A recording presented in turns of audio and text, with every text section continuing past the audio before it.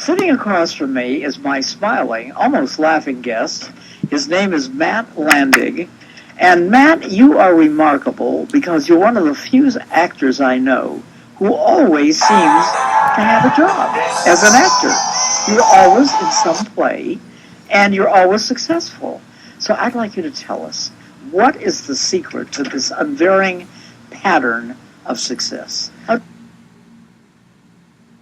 you do it? Well, thanks for that intro, Helga. That's really, really flattering. I just seek out plays and material that I really connect with, and I audition for them, and I cross my fingers, and I leave everything else to the fates, and I get cast. But so frequently, I think is unusual. This is a highly competitive town for actors and actresses. And yet, every time I turn around, you're telling me, oh, I'm in a new play. I can't believe it. So it's fingers and factors and whatever it is, and faith. Pretty much. I mean, I've auditioned for a lot of shows, and I have a lot of auditioning experience. And as an actor, you tend to pick up what works well in an audition and what doesn't. Okay, let's stop there for a moment. I think the tricks of the trade would be very interesting to be heard by someone who has successfully mastered them. And I don't mean interesting necessarily for other actors. I mean for the public at large. Tell us what some of the reasons are that you've been successful. You say you get on to how to do it. What are some of those ideas of how you do this auditioning successfully? Well, a lot of auditioning for plays consists of cold readings, something called cold readings, which is reading excerpts from the scripts with a scene partner, or sometimes with a person across the room that's not necessarily an actor but is involved in the show in some respect. And what I like to do is just practice with reading pivotal scenes before the audition by myself, always trying to figure out what is my character's objective, which is the main goal, what's my character's main objective in the scene, always trying to make what are called, in acting terms, strong choices, meaning... Strong choices means the most likely reasons behind the actor's behavior. Right, or... The compelling consideration. Right, the most compelling decisions that you can make in the scene that will affect the other person in the scene, your scene partner. When you choose an objective for a scene, you always want to keep the other character in mind. So you want to choose an objective that involves your scene partner and something that really means something to you personally. Mm-hmm.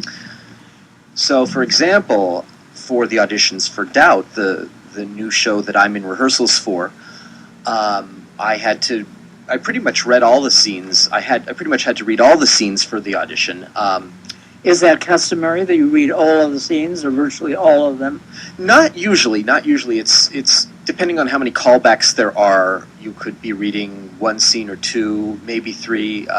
My character, I have 6 scenes in the actual play. 3 of them are monologues, and the other 3 are scenes with other people.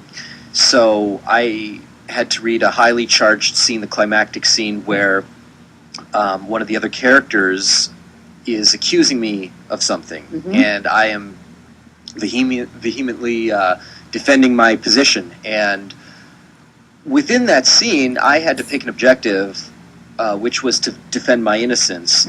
And I also had to make it personal to me. I had to think back on my own life, what happened to me that put me in a similar situation. Now that's interesting.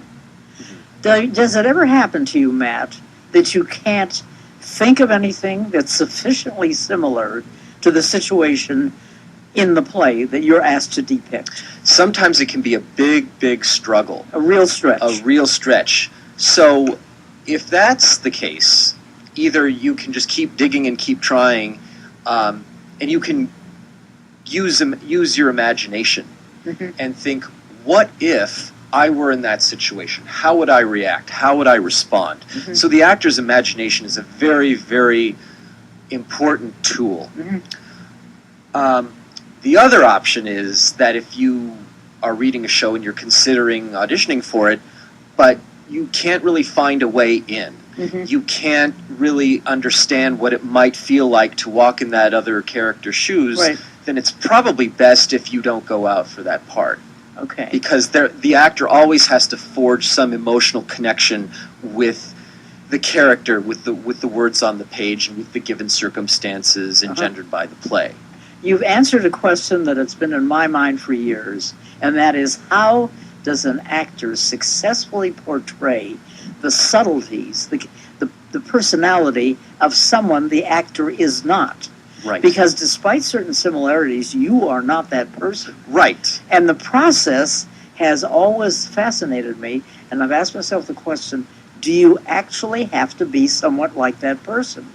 You're almost saying, yes, there has to be some resemblance Yes. for the actor to portray it successfully. Yes. I would say that there has to be similarities within the character's emotional life. Right. And there has to be a connection, a bond between your own circumstances as a human being and the circumstances that the character is going through. Right. Now, there are also elements of a character, of course, that will be dissimilar for the most part, and it varies Yeah, from I was part wondering to part. about that. Yeah. I'm playing a priest. I'm obviously not a priest. But your personal background might prepare you to understand what a priest could be like. Right. There are elements that could be excellent preparation for that. Absolutely, absolutely. And what I'm talking about now are more external elements of the character. Mm-hmm. This character is from the Bronx. I obviously am not from the Bronx. Right. But I have to behave as though I am, and that involves a dialect, a Bronx dialect. What do you do to get that Bronx dialect under control? I go Do you listen to tapes? For me, tapes don't work. Tapes Really? don't work. I need to sit with a dialect coach, and I've used two really wonderful ones over the years because I've done other shows not with Bronx dialects but other dialects, British dialects. But I just need to sit down with a person, and I need to say the words, and the other person needs to hear me and say, no, it's not this, it's this, and and I make the same mistakes over and over again. So I need somebody there to say, no, and get me on track. It needs to be a dynamic process. I really can't do it. And interplay between you and the teacher. Right, Okay. right. When you go home, when you're trying to master a dialect which has no relationship to the speech pattern that is yours, do you do additional practicing in your home away from the actual lesson? Right. You go through it again and again phonetically? Yeah, I do things phonetically. For me, repetition is a big thing because I think an accent involves rhythm. It involves it involves mouth formation, a different way of forming, a different way of manipulating your mouth and your tongue and your teeth to produce the right sounds, and that doesn't come easy to me. Not at least until after a lot of practice, and then it becomes second nature, and then I don't think about it when I'm actually up performing, which is the ideal situation. That's ideal because then it's incorporated. You ingested it. Right. You don't want to be thinking about it while you're saying the lines, because when you're saying the lines, when you're actually performing, it's all about the emotional, what's called the emotional truth of the moment. And sitting and talking and listening, or standing and talking and listening to your partner, and not necessarily getting into your head and thinking, oh, am I saying this vowel, am I pronouncing this word correctly, am I saying this vowel sound correctly? It has to be more incorporated within your being. Right. Otherwise, it's too onerous. Right. Yes. Okay. Were you a young kid when you discovered you wanted to be an actor? I was 13, and... Well, you know it exactly. Tell us about that. Well, I started going to...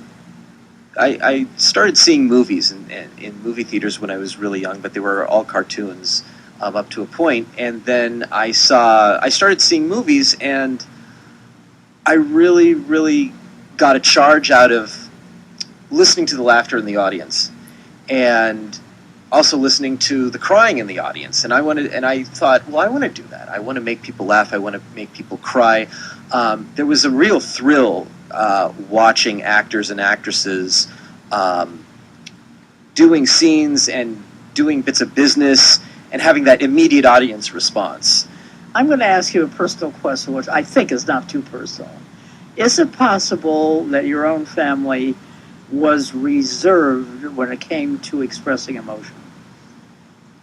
Because, I'll tell you, you're saying, and a very interesting statement on your part, that you loved getting the audience's reaction through something you did to provoke it.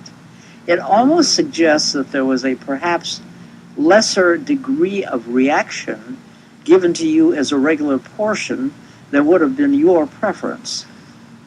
I would say... Is that too personal? No.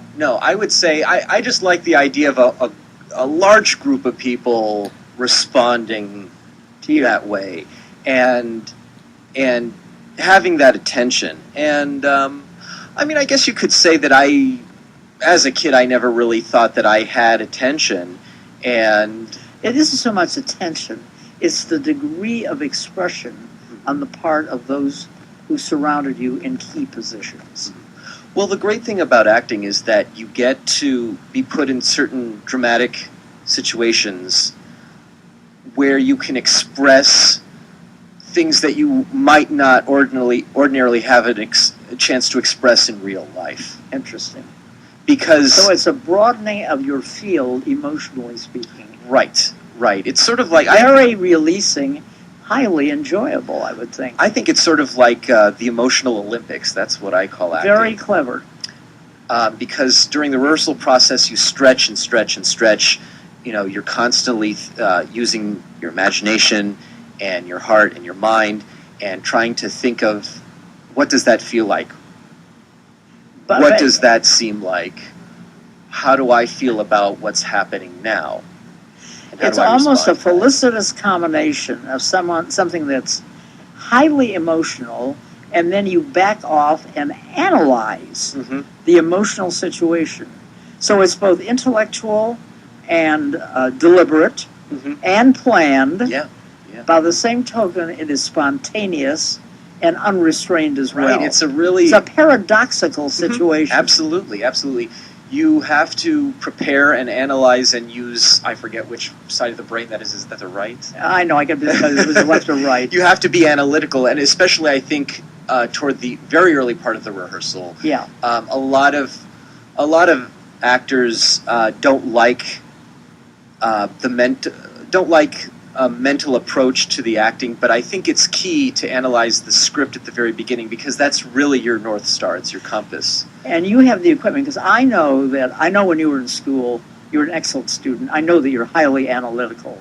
So you have the natural tendency, the predisposition to be analytical and intellectual. Therefore, the quality is there to be employed if you choose to employ it. Right. But that's not the end all of the work, as you know. No. It's just, it shows you where to go. You where to go. And then you got to cut loose and let the feelings out. Right. Okay, believe it or not, we have 1 minute, exactly 60 shiny seconds to go. All right. Okay, let's pitch Doubt. Not Doubt in and of itself as a commodity, but the play Doubt. Tell us who wrote it, when it's going to be shown, and you'll be in it, the dates, the theater. If you have the address, it would be helpful. And the schedule of the performances are going to be on. All right. So let's get down to the brass tacks. Okay. Yeah. My play Doubt by John Patrick Shanley opens at the Westchester Playhouse July 13th, and it runs until August 18th. Shows are Fridays and Saturdays at 8 p.m. and Sundays at 2 p.m. The Westchester Playhouse is located at 8301 Hindry Avenue, Hindry. For more info, go to www.kentwoodplayers.org. KENTWOOD.players.org.